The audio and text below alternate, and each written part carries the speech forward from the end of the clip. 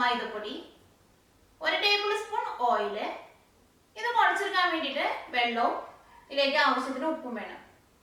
ഈ പൊടി ഒന്ന് കുഴച്ചെടുക്കുക. ഈ പൊടി കുഴച്ചെടുക്കുമ്പോൾ ചപ്പാത്തിക്ക് കുഴച്ചെടുക്കുന്ന പോലെ നല്ല സോഫ്റ്റ് ആയിട്ട് കുഴച്ചെടുക്കണം. ഇത് കുഴച്ചെടുക്കാൻ വേണ്ടിയിട്ട് ഒരു പാത്രം എടുക്കുക. ഈ പാത്രത്തിലേക്ക് ഗോതമ്പ് പൊടി ചേർക്കാം.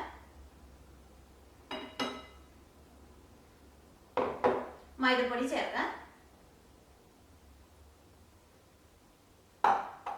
ഇതിലേക്ക് ആവശ്യത്തിന് ഉപ്പ് ചേർക്കാം.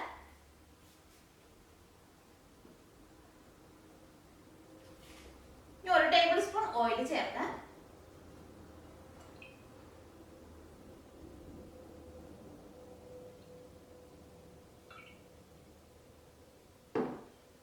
ഇതെല്ലാം കൂടിയിട്ടൊന്ന് മിക്സ് ചെയ്യാം. ഇതൊന്ന് മിക്സ് ചെയ്ത് കഴിഞ്ഞിട്ട് ഇതിലേക്ക് വെള്ളം കൂടി ചേർത്തിട്ട് ഇത് കുഴച്ചെടുക്കുക. ഇതായിട്ട് ആദ്യം ഒന്ന് മിക്സ് ചെയ്തെടുക്കുക. ഇതിലേക്ക് വെള്ളം ചേർക്കാം. വെള്ളം ചേർക്കുമ്പോൾ നല്ല തണുത്ത വെള്ളമാണെങ്കിൽ വെള്ളം പതുക്കെ ഒന്ന് ചൂടാക്കിയിട്ട് ചേർക്കാം.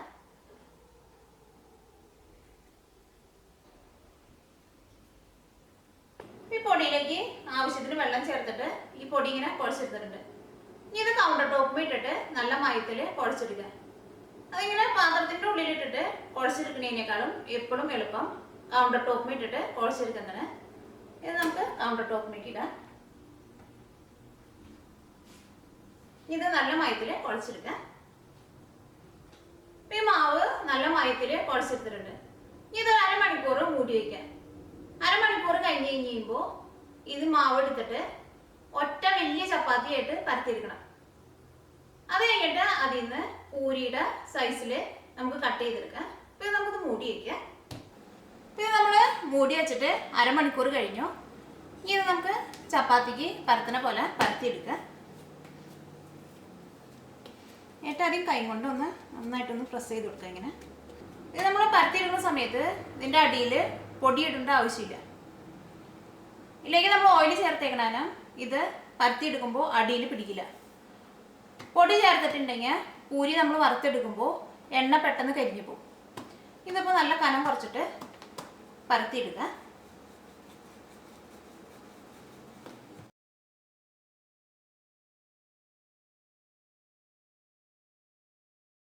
ഇത് പൂരിയുടെ ഷേപ്പിൽ കട്ട് ചെയ്തെടുക്കുക. അതിന് വേണ്ടിയിട്ട് ഒരു പാത്രത്തിൻ്റെ മൂടിയോ അല്ലെങ്കിൽ സ്റ്റീലിൻ്റെ ഗ്ലാസ്സോ വെച്ചിട്ട് ഇത് കട്ട് ചെയ്തെടുക്കുക. ഞാൻ ഇവിടെ സ്റ്റീലിൻ്റെ ഗ്ലാസ്സാണ് എടുത്തേക്കുന്നത്. ഇത് വെച്ചിട്ട് ഗ്ലാസ് വെച്ചിട്ട് ഇങ്ങനെ അമർത്തി കൊടുക്കുക.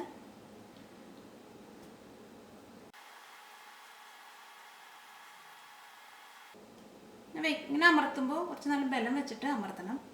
എന്നാൽ മാത്രമേ അത് ശരിക്കും കട്ടാവുള്ളൂ.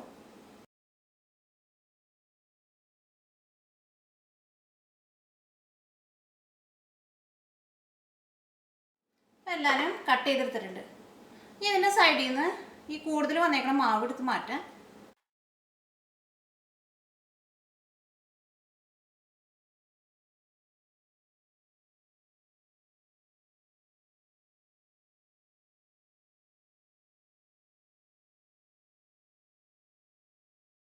ബാക്കി വരുന്ന മാവ് ഇങ്ങനെ തന്നെ പരത്തിയെടുത്തിട്ട് ഇങ്ങനെ കട്ട് ചെയ്തിട്ട് പൂരി ഉണ്ടാക്കാം. ഇതെടുത്തിട്ട് തിളച്ച എണ്ണയിൽ ഇട്ടിട്ട് വറുത്തെടുക്കുക. ഈ പൂരി ഉണ്ടാക്കാൻ വേണ്ടിയിട്ട് ചീഞ്ഞട്ടിയിലേക്ക് എണ്ണ ഒഴിച്ചിട്ട് ചൂടാക്കാം. അപ്പം എണ്ണ നന്നായിട്ട് ചൂടായിട്ടുണ്ട്. എണ്ണ നന്നായിട്ട് ചൂടായില്ലെങ്കിൽ പൂരി നമ്മൾ വറുത്തെടുക്കുമ്പോൾ അതിൻ്റെ ഉള്ളിലേക്ക് കുറേ എണ്ണ ഒഴിക്കാം. ഇതിലേക്ക് നമുക്ക് ഓരോന്നായിട്ട് ഇടാം.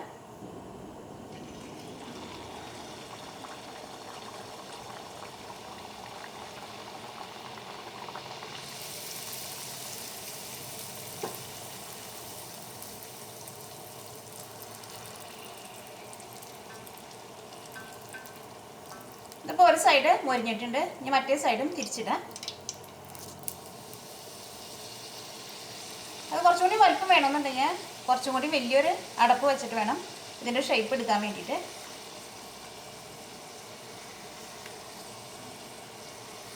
അപ്പോൾ പൂരി രണ്ട് സൈഡും നന്നായിട്ട് മൊരിഞ്ഞിട്ടുണ്ട്. ഇതെടുത്ത് എണ്ണയിൽ നിന്ന് മാറ്റാം. ഇതേപോലെ ബാക്കിയുള്ള പൂരിയും ഇങ്ങനെ തന്നെ ചുട്ടെടുക്കുക.